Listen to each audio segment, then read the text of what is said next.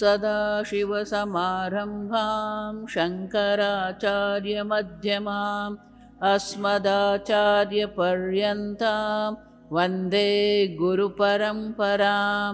श्रुतिस्मृतिपुराणानाम् आलयं करुणालयं नमामि भगवत्पादं शङ्करं लोकशङ्करं। शङ्करं शङ्कराचार्यं केशवं बादरायणं सूत्रभाष्यकृतौ वन्दे भगवन्तौ पुनः पुनः। ईश्वरो गुरुरात्मेति मूर्तिभेदविभागिने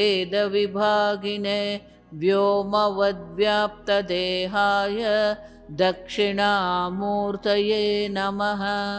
ॐ असतो मा सद्गमय तमसो मा ज्योतिर्गमय मृत्योर्मा अमृतङ्गमय। ॐ शान्ति शान्ति शान्तिः।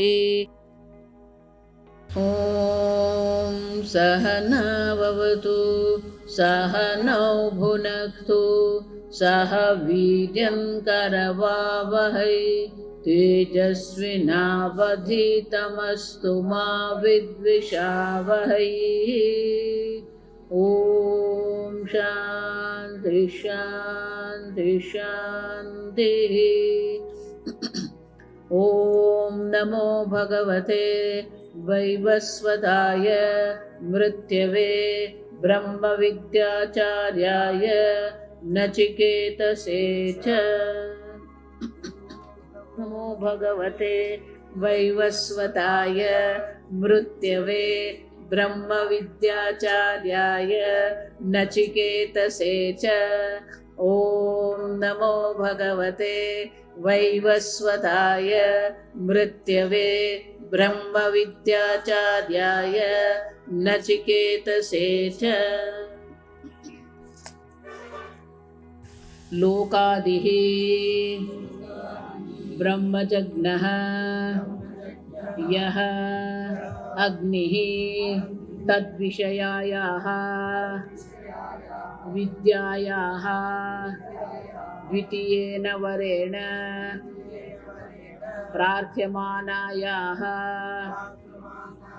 स्वर्गलोकफलप्राप्ति हेतुत्वेन गर्भवास जन्मजरादि उपद्रववृन्दस्य लोकान्तरे पौनःपुन्येन प्रवृत्तस्य अवसादयितृत्वेन शैथिल्यापादनेन धातु अर्थ योगात् अग्निविद्या अपि उपनिषद इति उच्यते।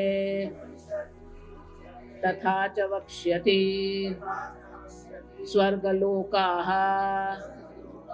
अमृतत्वं भजन्ते इत्यादि। लोकादिः ब्रह्मजज्ञः, कल ये शब्द रह गया, ब्रह्मजज्ञः। लोकादिः ब्रह्मजज्ञः।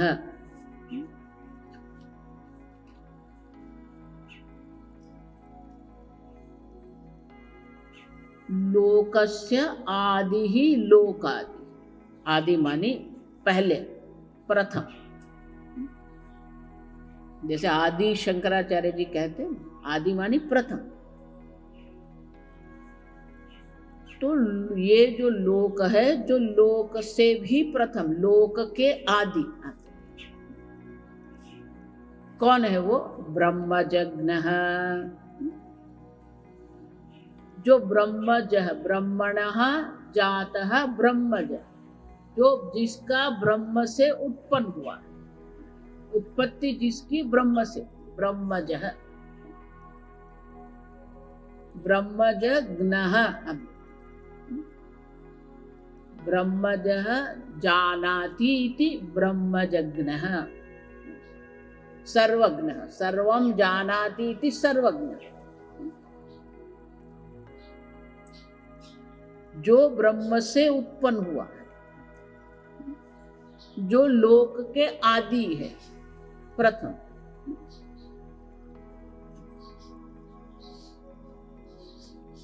यह अग्नि ही, जो अग्नि है, ये अग्नि के लिए लोकादि ही ब्रह्मजज्ञः यह अग्नि, तद विषयायाः विद्यायाः। अग्नि जिस विद्या, जिस यज्ञ के मुख्य है, वो अग्नि विद्या जिसको कहते हैं। तो बोले ये अग्नि विद्या की आप बात क्यों कर रहे हैं? तो शंकराचार्य जी कहते हैं द्वितीयेन वरेण, द्वितीय वरदान के रूप में नचिकेता ने अग्नि विद्या की प्रार्थना की थी। प्रार्थयमानायाः विद्यायाः, ये भी विद्या का ही विशेषण है। जिस अग्नि विद्या की प्रार्थना की गई थी वो अग्नि विद्या जो है, तो शंकराचार्य जी कहते हैं, आगे हम देख के गए स्वर्ग लोक आदि हम देख के गए, ये जितना भी उपद्रव है, गर्भवास है, जन्म है, जरा है, ये सर्व उपद्रव है। हम वहां सुख देखते हैं, हमारी सत्ता से ही ये सब है, लेकिन हम इतने परतंत्र बन गए।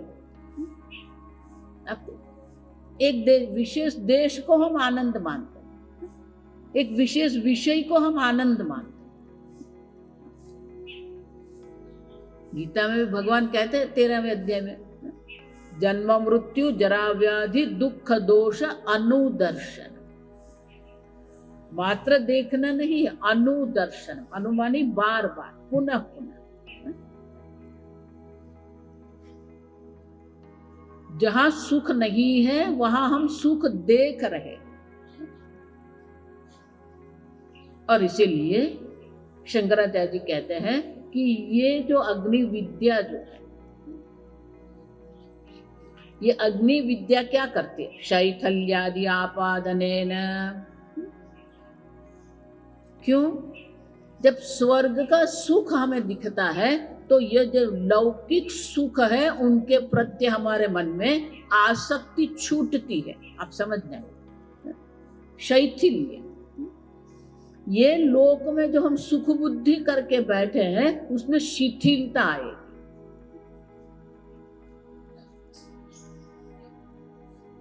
क्यों? आगे आएगा ये सब। यमराजा ये स्वर्ग के सुख का वर्णन करें, इतना विस्तृत वर्णन करते हैं कि हमारे मन में भी ये इच्छा हो जाती है, एक बार तो हो आए तो अच्छा रहेगा।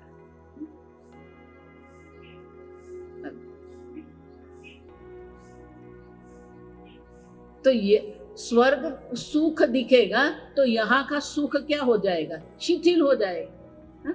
अब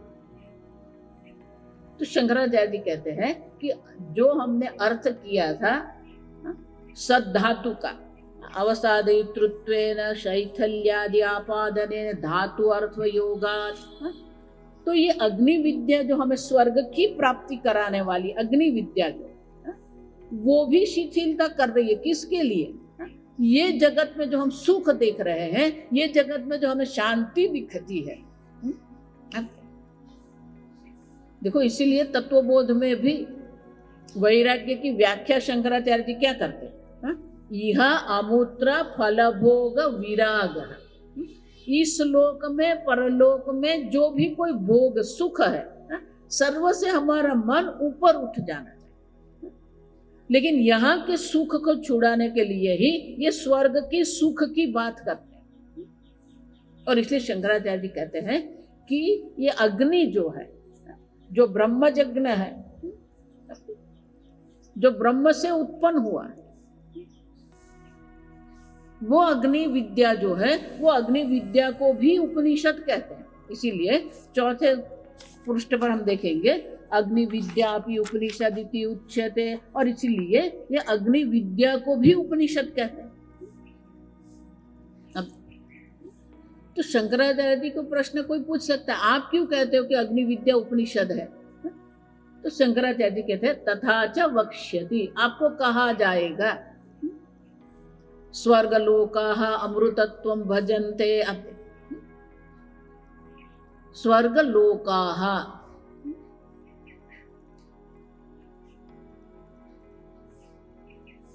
ये स्वर्गलोकाः जो है ना वो व्यक्ति के लिए है, जिन लोगों ने स्वर्गलोक की प्राप्ति की है।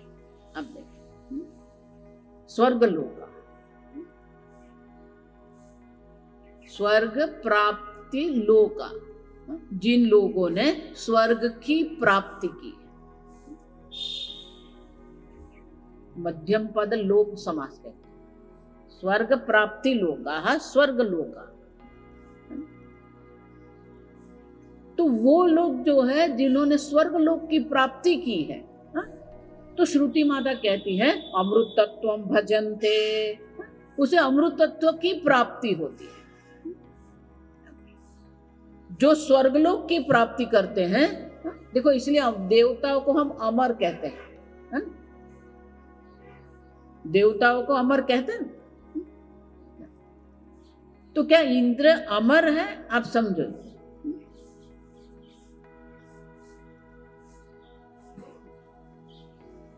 ये अमरता जो देवताओं की है ना,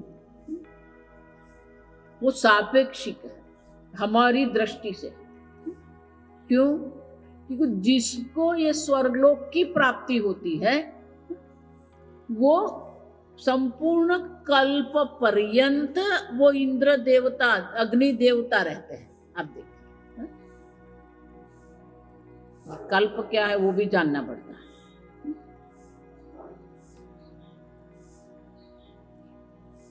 हमारे शास्त्र में काल की गिनती जो है वो अलग प्रकार से, हम लोग यहाँ पर 100 वर्ष 500 वर्ष की बात करते हैं। शास्त्र क्या कहता है?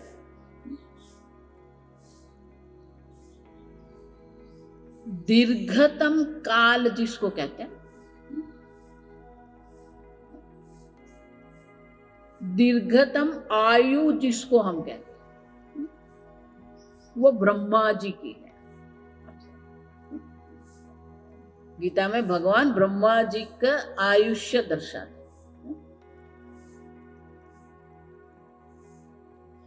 सहस्र युग पर्यंतम अहह ब्रह्मणः विदु। ब्रह्मा जी का आयुष्य क्या है? तो एक दिन क्या है वो बताते हैं। सहस्र युग, 1000 चतुर्युग। अब युग क्या है? तो 4 युग है, सतयुग है, त्रेता युग है, द्वापर युग है, कलयुग। कलयुग का काल क्या है? 4,32,000। अब गिनती करते ही रहना है? उससे 2 गुना जो है वो द्वापर युग है, उससे भी 2 गुना है वो त्रेता है, उससे भी अधिक जो है वो सतयुग है। सबकी गिनती करें ना, वो 1 चतुर्युग है, 4,32,00,000। ऐसे 1000 मानी और 3 शून्य लगाना है। आप समझ 1000 मानी और 3 शून्य लगा दो, 4,32,00,000, उसमें 3 शून्य लगाइए। वो ब्रह्मा जी का एक दिन है, मानी 12 घंटा। अब ब्रह्मा जी के 12 घंटे में आपके 100 वर्ष कहां पर है?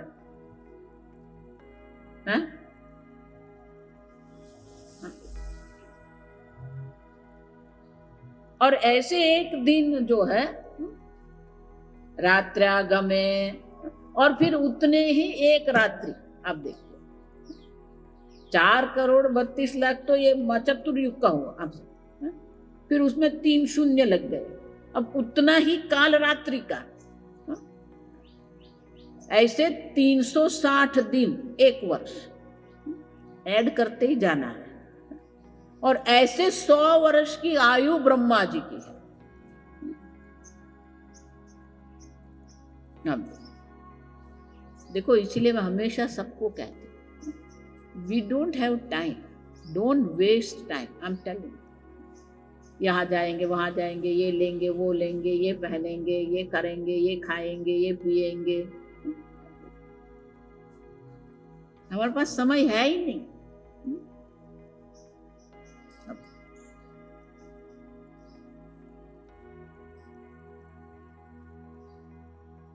तो ये जो चतुर्युग आप समझ,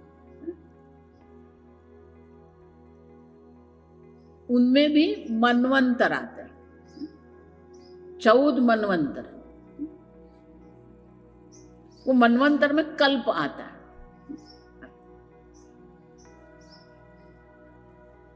तो एक कल्प में जो इंद्र बना, पूर्ण कल्प के काल पर्यंत वो इंद्र बन के रहता है, और इसीलिए उसको अमर कहते हैं। क्यों?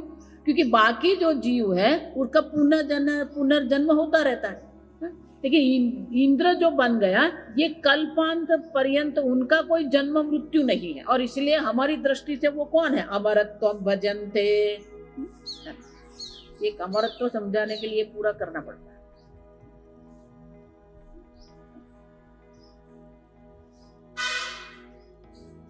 हमारे और कुत्ते में कोई फर्क नहीं है, आप समझना।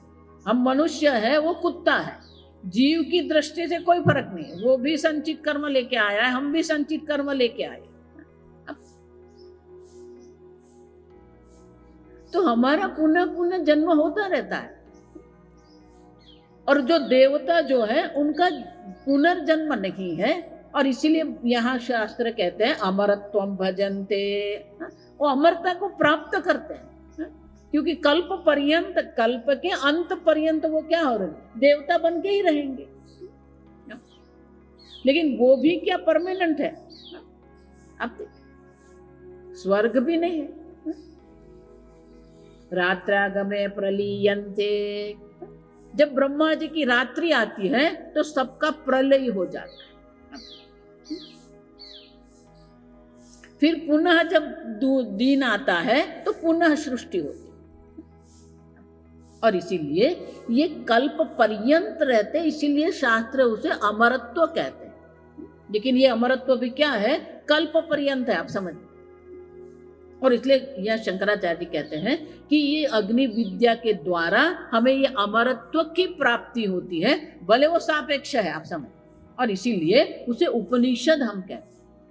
अग्नि विद्या को भी हम उपनिषद कहते हैं। और शंकराचार्य कहते हैं इत्यादि। इत्यादि माने क्या है? ये एक मंत्र मात्र नहीं है। ऐसे अनेक स्थान पर हमें ये कठोपनिषद में देखने को मिलेगा कि ये जो अमरत्व जो है, आप देखो अग्नि विद्या जो है, अनेक स्थान पर हमें देखें इत्यादि। तो अब ये प्रश्न शंका शंकराचार्य, हमें तो कोई शंका होती नहीं, आप समझ। क्योंकि जब तक श्रवण के बाद मनन नहीं करेंगे ना, तब तक संशय नहीं होता। इसलिए शंकराचार्य जानते हैं कोई मनन करने वाला नहीं है, इसलिए मैं ही मनन करा लेता हूं। इसीलिए ये भाष्य जब हम श्रवण करते हैं तो श्रवण के साथ साथ मनन भी हो जाता है, आप समझ। अगर भाष्य के एक एक शब्द को हम पकड़ेंगे तो इससे साथ साथ हमारा मनन होता जाएगा। तो शंकराचार्य जी स्वयं प्रश्न, शंकराचार्य जब भी प्रश्न उठाते हैं तो ननु ऐसा शब्द का प्रयोग करते हैं। जब भी ननु देखो मानी कि कोई शंका है, ननु बोलिए, ननु च उपनिषद शब्देन अध्येतारः ग्रंथम अपि अभिलपन्ति उपनिषदम् अधीमहे अध्यापयामः इति च। शंकराचार्य कहते हैं कि आप ये उपनिषद को ब्रह्म विद्या कहते हैं, लेकिन लौकिक जगत में उपनिषद शब्देन अध्येतारः, अध्येतार अध्येतृ कर्तृ कर्तारः, कर्म करने वाले को कहते हैं कर्ता, भोग करने वाले को कहते हैं भोक्ता। उसी प्रकार से जो अध्ययन जो करने वाले अध्येता, जो ये उपनिषद का अध्ययन करने वाले हैं, वो तो ये ग्रंथ को अभिलपंती, मानी ये ग्रंथ का उल्लेख करते हैं, ये उपनिषद है। आप देखिए, आप तो कहते हैं कि ब्रह्म विद्या उपनिषद है, लेकिन लोक में हम देखते हैं कि जो ये आचार्य होते हैं, वो आचार्य तो ग्रंथ को उपनिषद कहते हैं। आप तो ब्रह्म विद्या को उपनिषद कहते हैं, ये लोग तो ग्रंथ को उपनिषद कहते हैं। तो बोले कैसे? तो बोले कि वो ऐसा वाक्य भी बोलते हैं, उपनिषदम अधीमहे, हम उपनिषद का अध्ययन करें। अब देखिए, अधीम है, हम उपनिषद का अध्ययन करते हैं। उतना ही नहीं, अध्यापयामः, शिष्य को अध्ययन कराते भी हैं। अब देखिए, हम स्वयं अध्ययन करते हैं और उपनिषद का अध्ययन कराते हैं। तो जब उपनिषद का अध्ययन करते हैं, ऐसा जब वो बोलते हैं, तो वो ब्रह्म विद्या की बात नहीं कर रहे, वो तो ग्रंथ की बात कर रहे हैं। तो आप कैसे कहेंगे कि उपनिषद जो है वो ब्रह्म विद्या है? क्योंकि जो उनका उल्लेख करते हैं, निर्देश करते हैं, तो वो तो ग्रंथ के रूप में कर रहे हैं। हम उपनिषद का अध्ययन करते हैं, उपनिषद का अध्ययन कराते हैं। अध्ययन और अध्यापन। तो शंकराचार्य कहते हैं, ये शंकराचार्य की विशेषता पकड़नी है आपको। ननु कहेंगे मानी शंका करते हैं, फिर स्वयं में उत्तर देते तो क्या कहते हैं? नैष दोष, ऐसा है कहते हैं, मानी कि उसमें कोई दोष नहीं। आगे, एवं नैष दोषः अविद्यादि संसार हेतु विशरणादेः सदि धातु अर्थस्य ग्रंथमात्रे असंभवात् विद्यायां च संभवात्। ये जितनी बार संभवात आत आएगा ना, आत मानी तर्क देते हैं, कारण दर्शाते। एवं इस प्रकार से नैष दोष, कोई दोष नहीं। आप देखिए, क्यों? क्योंकि आप अगर कहेंगे कि ये उपनिषद ग्रंथ है, आप देखिए, तो शंकराचार्य जी कहते हैं कि सदी धातु, जो सद धातु जो है, धातु का अर्थ तो क्या है? अविद्यादि, अविद्यादि विशरणादेः। अविद्यादि जो है विशरण, गति, अवसाद, आदि कहेंगे, याद रखना है। शंकराचार्य जी एक दो बार कहेंगे, फिर वो पुनः पुनः नहीं कहेंगे, आदि बता देंगे। आदि मानी क्या है? विशरणादेः। आगे हम देखेंगे, सद्धातु के तीन अर्थ है, विशरण, गति, अवसादन। तो शंकराचार्य जी कहते हैं कि ये जो सद धातु है, उनका अर्थ तो यही है कि अविद्यादि संसार हेतु, अविद्यादि जो संसार का हेतु है, संसार का कारण तो क्या है? ये अविद्यादि। आप देखिए कि जितनी बार आदि बोलते हैं तो बाकी क्या है वो हमें ही समझना पड़ता है। अविद्यादि, जब भी शंकराचार्य जी अविद्यादि कहते हैं तो उसका होता है अविद्या काम कर्म। अविद्या आदि मानी क्या है? अविद्या काम कर्म। अगर ये संसार का हेतु हम देखते, संसार का कारण हम देखते हैं, तो सीधा सीधा कारण तो हमें कर्म दिखता है। क्यों? कर्म से ही हमारा जन्म होता रहता है। हमारा जो जन्म मृत्यु किसके कारण है? कर्म से है। ये शरीर हमें प्राप्त हुआ किसके कारण? कर्म से।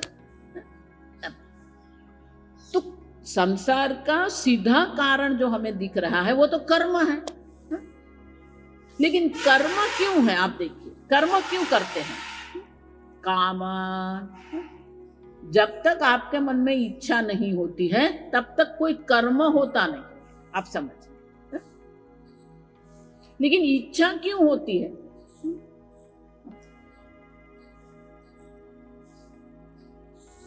आप समझ, जितनी भी आप इच्छा कहते हो ना,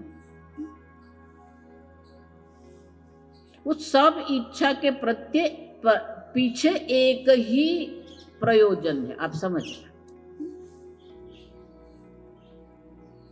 वो प्रयोजन एक ही है, सुखम में स्यात्, मैं सुखी हो जाऊं। अब सुखी होने की इच्छा से कर्म करते हैं, तो इनका अर्थ हुआ कि हमने अपने आप के बारे में ये निर्णय करके रखा है, मैं दुखी हूं, अभी मुझे सुखी होना है।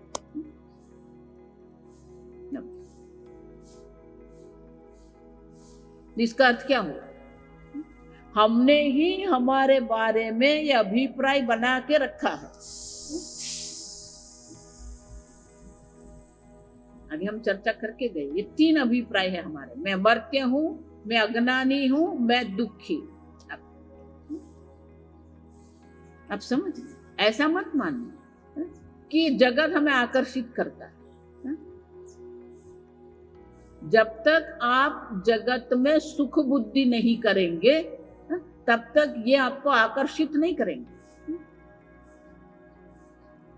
इसलिए एक ही दृष्टांत याद रखना, जिसके मस्तक पर एक ही बाल नहीं है वो क्या शैम्पू की इच्छा करेगा? वो स्क्रॉल करेगा कौन सा शैम्पू अच्छा है, नेचुरल कौन सा है, स्क्रॉल करेगा।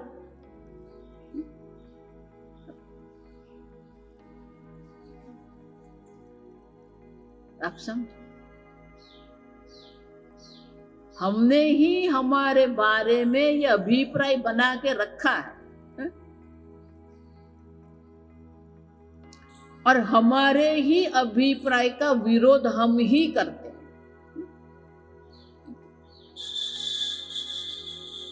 मैं दुखी हूं, फिर दुख से छूटने के लिए इच्छा करते हैं और इच्छा से कर्म है, समझ रहे हैं? सीधे सीधे अविद्या से काम नहीं है। अविद्या अपने स्वरूप का अज्ञान है और अपने स्वरूप के बारे में हमने अभिप्राय बना के रखा है जो हमारे मन में इससे छूटने की इच्छा करते हैं। और जब इच्छा होती है तो फिर कर्म होता है। अब अविद्यादि संसार हेतु, ये संसार का हेतु क्या है? अविद्या काम कर्म संसार का हेतु है। और वो संसार का हेतु जो है उनके नाश के लिए ये उपनिषद है। अब और इसलिए शंकराचार्य जी कहते हैं अविद्यादि संसार हेतु विशरणादेः सदी धातु अर्थस्य ग्रंथ मात्रे असंभवात्। अगर उपनिषद ग्रंथ मात्र पकड़ लेंगे तो क्या अविद्यादि का नाश हो जाएगा? अब देखिए, ग्रंथ मात्र से ही ये अविद्यादि जो है उनका नाश होने वाला नहीं है। आप समझ, और इसलिए शंकराचार्य जी कहते हैं भले उपनिषद को, ग्रंथ को भी हम उपनिषद कहते हैं क्योंकि वो ग्रंथ का विषय उपनिषद है, लेकिन ग्रंथ मात्र से ही अविद्यादि की निवृत्ति होने वाली नहीं है। और इसलिए कहते हैं ग्रंथ मात्रे असंभवाद। ग्रंथ मात्र से ही अविद्यादि की निवृत्ति नहीं होगी,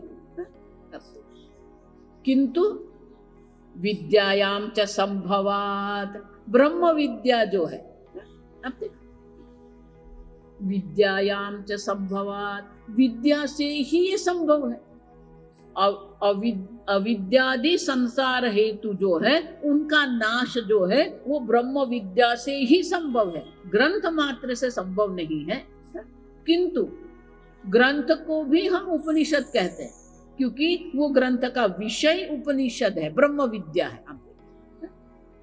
तो शंकराचार्य जी आगे दर्शाते ग्रंथस्य अपि तादर्थ्येन तत्शब्दत्वा उपपत्तेः आयुः वै घृतमिति आदिवत।